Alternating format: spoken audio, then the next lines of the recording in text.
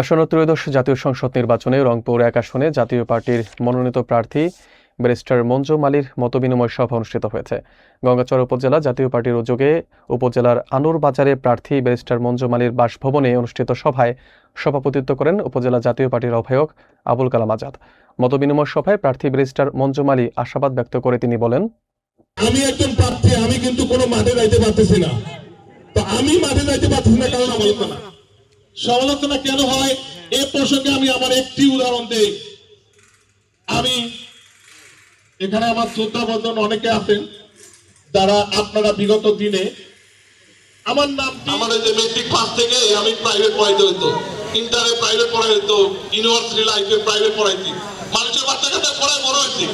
সবাই জানে যে লাঙ্গল মানে ইরশাদ মানে রংপুর। আর এই কারণে আমার বরাবরই আমি বিগত 16 সাল থেকে আমার ভাইয়ের লাঙ্গলের ভোট করে আসতেছিলাম, ও চেয়ারম্যান ছিল।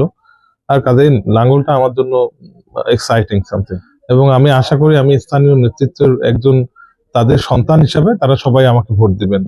এবং 5 বছর পরে অর্থাৎ ইলেকশন হলে যে কাজগুলো আমি করব পর্যায়ক্রমে আমার যে কিছুদিনের আমি 2-1 দিনের মধ্যে আমার একটা যে কাজগুলো ইশতেহার প্রকাশ করব, এবং আমাদের পার্টির একটা ইশতেহার থাকবে এবং আমার পার্সোনাল একটা ইশতেহার থাকবে। এগুলো ডিক্লেয়ার হলে তখন জনগণ সেটা বুঝবে কি জন্য তারা আমাকে ভোট দেবে।